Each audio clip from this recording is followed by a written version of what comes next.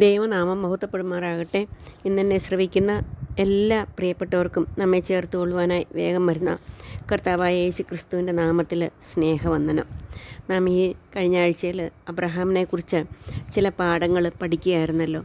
അബ്രഹാമിനെക്കുറിച്ച് പറയുമ്പോൾ അബ്രഹാമിൻ്റെ ജീവിതത്തിൽ വിശ്വാസത്താൽ അബ്രഹാം എന്ന് പല സ്ഥാനങ്ങളിൽ നമുക്ക് കാണാനായിട്ട് സാധിക്കും.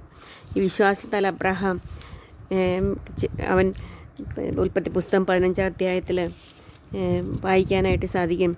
15-ന്റെ 6-ാം വാക്യത്തിൽ അവൻ യഹോവയിൽ വിശ്വസിച്ചു, അത് അവന് നീതിയായി കണക്കിട്ടു. അപ്പോൾ വിശ്വാസത്താൽ അത് അബ്രഹാമിന് നീതിയായി കണക്കിട്ടു എന്നുള്ളത് നാം വായിക്കുമ്പോൾ ഈ വിശ്വാസത്താൽ അബ്രഹാം ചെയ്തതായിട്ടുള്ള കാര്യങ്ങളെക്കുറിച്ചാണ് നമ്മൾ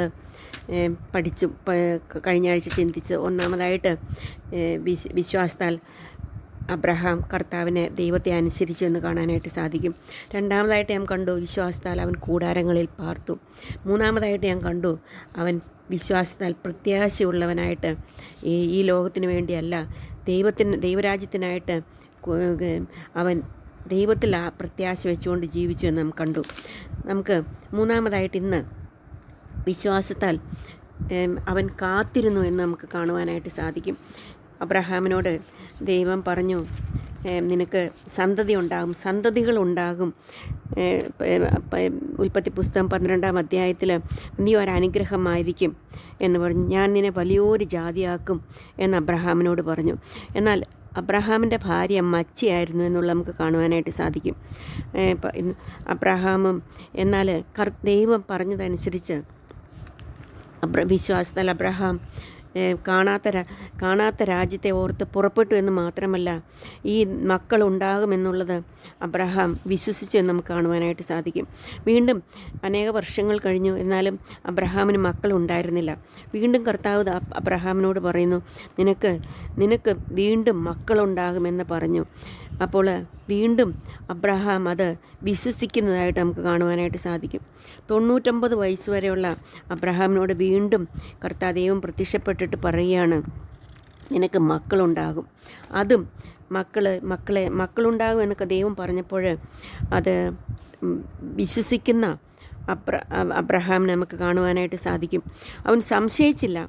അവൻ ചോദിക്കുന്നുണ്ട്, 100 വയസ്സുള്ളവന് മകൻ ജനിക്കുമോ, 90 വയസ്സുള്ള സാറായി പ്രസവിക്കുമോ എന്നൊക്കെ ചോദിക്കുന്നുണ്ട്. എന്നിരുന്നാലും അബ്രഹാം ആ ദിവസങ്ങളിലൊന്നും ദൈവത്തെ അവിശ്വസിച്ചതായിട്ട് നമുക്ക് കാണുവാനായിട്ട് സാധിക്കത്തില്ല.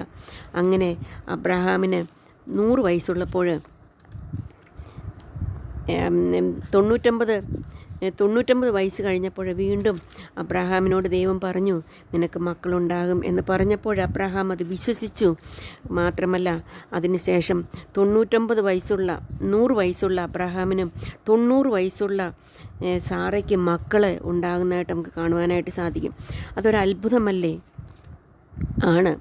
എന്നാൽ കാത്തിരിക്കുന്ന അബ്രഹാമിനെ നമുക്ക് കാണുവാനായിട്ട് സാധിക്കും. കാത്തിരിക്കുന്ന അബ്രഹാം. പ്രിയ സഹോദരിമാരെ, നമ്മുടെ ജീവിതത്തിൽ അനേക വാഗ്ദത്തങ്ങൾ ദൈവം നമുക്ക് തന്നിട്ടുണ്ട്.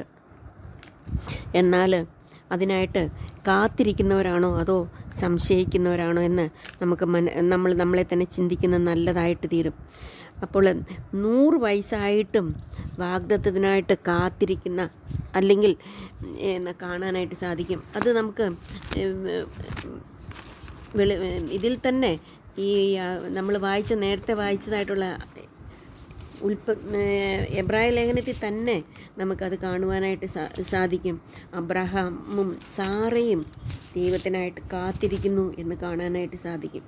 അവിടെ കാണുന്നത് 11-ാം വാക്യത്തിൽ 11-ന്റെ 11 വിശ്വാസത്താൽ സാറയും വാഗ്ദത്തം ചെയ്തവനെ വിശ്വസ്തനെന്ന് എണ്ണുകയാൽ പ്രായം കഴിഞ്ഞിട്ടും പുത്രോത്പാദനത്തിന് ശക്തി പ്രാപിച്ചു. അതുകൊണ്ട് ഒരുവന് മൃതപ്രായനായന് തന്നെ പെരുപ്പത്തിൽ ആകാശത്തിലെ നക്ഷത്രങ്ങൾ പോലെയും കടൽപ്പുറത്തിൽ എണ്ണിക്കൂടാത്ത മണൽ പോലെയും സന്തതി ജനിച്ചു എന്ന് കാണാനായിട്ട് സാധിക്കും.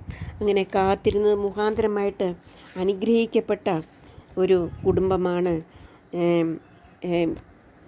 അബ്രഹാമിൻ്റെയും സാറയുടെയും കുടുംബം എന്ന് മനസ്സിലാക്കുവാനായിട്ട് സാധിക്കും. അപ്പോൾ വിശ്വാസം ജീവിതത്തിലുണ്ടെങ്കിൽ കാത്തിരിക്കുന്ന അനുഭവവും ഉണ്ടാകും എന്ന് നമുക്ക് കാണുവാനായിട്ട് സാധിക്കും. കർത്താവിനായിട്ട് കാത്തിരിക്കണം എന്ന് കർത്താവ് ആഗ്രഹിക്കുന്നു എന്നുള്ളത് വേദപുസ്തകത്തിലെ പല ഭാഗങ്ങളിലും നമുക്കത് വായിക്കുമ്പോൾ മനസ്സിലാക്കുവാനായിട്ട് സാധിക്കും. യഹോവയ്ക്കായി കാത്തിരിക്കുക, എന്നാൽ യഹോവയിൽ ആശ്രയിച്ച് നന്മ ചെയ്യുക, യഹോവയിൽ തന്നെ രസിച്ചു കൊള്ളുക. അവൻ നിൻ്റെ ഹൃദയത്തിലെ ആഗ്രഹങ്ങളെ നിനക്ക് തരും എന്ന് ദൈവത്തിൻ്റെ വചനം പറയുന്നുണ്ട്. അപ്പോൾ യഹോവയ്ക്കായിട്ട് നാം കാത്തിരുന്നാൽ ഒരിക്കലും നാം ലജ്ജിക്കേണ്ടതായിട്ട് വരികയില്ല എന്നുള്ളത് അബ്രഹാമിൻ്റെ ജീവിതത്തിൽ നിന്ന് നമുക്ക് മനസ്സിലാക്കുവാനായിട്ട് സാധിക്കും.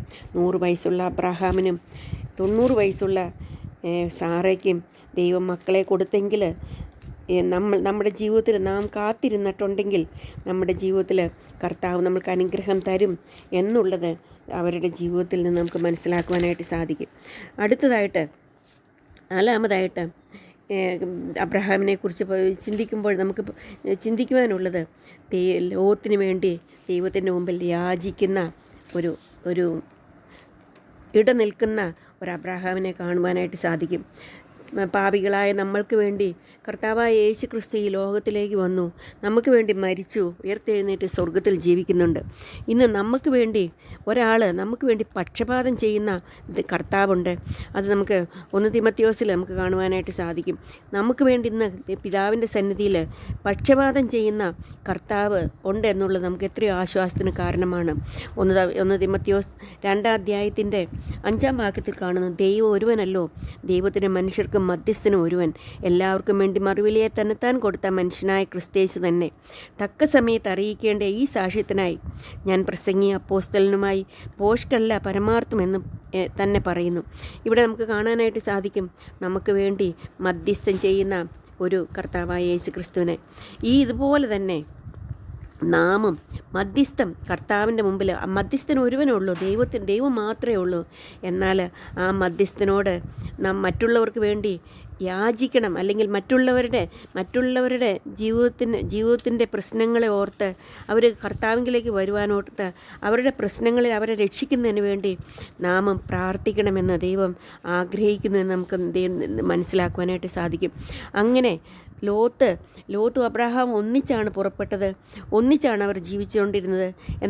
എന്നാൽ അവരുടെ വേലക്കാർ തമ്മിൽ പ്രശ്നമുണ്ടായപ്പോൾ അവർ സെപ്പറേറ്റായിട്ട് ജീവിക്കുന്നതായിട്ട് കാണാനായിട്ട് സാധിക്കും. നല്ല ഭാഗം ലോത്ത് തിരഞ്ഞെടുത്തു. അങ്ങനെ ലോത്ത് അങ്ങനെ സോദോമിൽ ലോത്ത് താമസിക്കുകയാണ്. എന്നാൽ ആ ലോത്തിനെ നശിപ്പിക്കും എന്ന് മനസ്സിലായപ്പോൾ ആ ലോകത്തിനായിട്ട് യാചിക്കുന്ന ഒരു ദൈവത്തോട് അപേക്ഷിക്കുന്ന ഒരു അബ്രഹാമിനെ നമുക്ക് കാണാനായിട്ട് സാധിക്കും. അത് ഒരു പ്രാവശ്യമല്ല, പല പ്രാവശ്യം അവരെ കർത്താവിൻ്റെ മുമ്പിൽ നിന്നിട്ട് ചോദിക്കുകയാണ്, യാചിക്കുകയാണ്.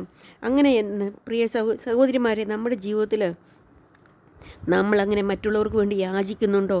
അതോ പ്രശ്നങ്ങളുണ്ടാകുമ്പോൾ നമ്മൾ അവരെ കുറ്റം പറയുകയും അവർ പോയിക്കോട്ടെ, അവർ നശിച്ചു പൊക്കോട്ടെ എന്ന് വിചാരിക്കുകയും ചെയ്യുന്നവരാണോ എന്ന് നമ്മളെ തന്നെ ചിന്തിക്കുന്നത് നല്ലതായിരിക്കും. ഇവിടെ സോദോമിൻ്റെ പട്ടണത്തിന് അതിന് യഹോവയോട് ചോദിക്കുന്ന അബ്രഹാം യഹോവയുടെ സന്നിധിയിൽ നിന്നു. അബ്രഹാം അടുത്തെന്ന് പറഞ്ഞ ദുഷ്ടനോടുകൂടെ നീതിമാനെ നിന്ന് സംഹരിക്കുക. പക്ഷേ ആ പട്ടണത്തിൽ 50 നീതിമാനുണ്ടെങ്കിൽ നീ അതിനെ സംഹരിക്കുകയോ? യാചിക്കുകയാണ്. അപ്പോൾ കർത്താവ് പറഞ്ഞു, 50 പേരുണ്ടെങ്കിൽ ഞാൻ നശിപ്പിക്കുകയില്ല. വീണ്ടും ചോദിക്കുകയാണ്, 45 പേരുണ്ടെങ്കിൽ നശിപ്പിക്കുമോ എന്ന്. വീണ്ടും അവൻ പ്രാർത്ഥിക്കുകയാണ്, 40 പേരുണ്ടെങ്കിൽ അവരെ നശിപ്പിക്കുമോ എന്ന്. അവിടം കൊണ്ടും ആ പ്രാർത്ഥന നിന്നില്ല, ആ പക്ഷപാതം നിന്നില്ല. 30 പേരുണ്ടെങ്കിൽ കർത്താവെ നീ അവരെ നശിപ്പിക്കുമോ എന്ന് ചോദിച്ചു. വീണ്ടും കർത്താവിനോട് ആരോട് യഹോവയോട് ചോദിക്കുകയാണ്, ഞാൻ കർത്താവിനോട് സംസാരിപ്പാൻ തുനിഞ്ഞുവല്ലോ, പക്ഷേ 20 പേരെ അവിടെ കണ്ടാലോ എന്ന് അവൻ പറഞ്ഞതിന് ഞാൻ 20 പേരുടെ നിമിത്തം നശിപ്പിക്കുകയില്ല എന്ന് അവൻ അരുളി ചെയ്തു. അപ്പോൾ അവൻ വീണ്ടും കർത്താവിനോട് യാചിക്കുകയാണ്, കർത്താവെ കോപിക്കരുത്, ഇനി ഒരു പ്രാവശ്യം മാത്രം ഞാൻ സംസാരിക്കും, പക്ഷെ 10 പേരെ കണ്ടാലോ എന്ന് ചോദിക്കുന്നു. 10 പേരെ കണ്ടാലും നശിപ്പിക്കില്ല എന്ന് യഹോവയായ ദൈവം അബ്രഹാമിനോട് പറയുന്നു. അപ്പോൾ നമുക്ക് കാണാനായിട്ട് സാധിക്കും, നിന്നത് മുഖാന്തരമായിട്ട് എന്ത് സംഭവിച്ചു എന്ന് പറഞ്ഞപ്പോൾ എന്ന് വിചാരിച്ചാൽ ലോത്തിൻ്റെ കാര്യം യഹോവ ലോത്തിനെ കടാക്ഷിച്ചു എന്ന് നമുക്ക് കാണുവാനായിട്ട് സാധിക്കും. അവിടെ ലോത്തിനെയും അവിടെ ഒരു 10 പേര് പോലും ആ പട്ടണത്തിലില്ലാത്തതുകൊണ്ട് ആ പട്ടണത്തെ നശിപ്പിക്കും എന്ന് തന്നെ തീരുമാനിച്ചു. കാരണം അത്രമാത്രം വഷളത്തെ നിറഞ്ഞ ഒരു പട്ടണമായിട്ട് സോദോം തീർന്നു എന്ന് കാണുവാനായിട്ട് സാധിക്കും. എന്നാൽ അബ്രഹാമിനെ ഓർത്തപ്പോൾ അപ്പോൾ ലോത്തിനെ നശിപ്പിക്കുവാനായിട്ട് ദൈവത്തിന് കഴിഞ്ഞില്ല എന്ന് ദൈവത്തിൻ്റെ വചനത്തിൽ നിന്ന് നമുക്ക് കാണുവാനായിട്ട് സാധിക്കും. അങ്ങനെ ലോത്തിനെ അബ്രഹാം മുഖാന്തരമായിട്ട് ലോത്ത് രക്ഷപ്പെട്ടു എന്ന് നമുക്ക് കാണുവാനായിട്ട് സാധിക്കും. അല്ലെങ്കിൽ ഈ പട്ടണത്തോടു കൂടെ തന്നെ അബ്രഹാമിൻ്റെ പ്രാർത്ഥന ഇല്ലായിരുന്നുവെങ്കിൽ, അബ്രഹാമിൻ്റെ പക്ഷപാതം ഇല്ലായിരുന്നുവെങ്കിൽ ഈ പട്ടണത്തോടു കൂടെ ഈ ലോത്ത് നശിച്ചു പോകുമായിരുന്നു. എന്നാൽ അബ്രഹാമിനെ ഓർത്തത് കൊണ്ട് ലോത്തിനെ വിടുവിച്ചു.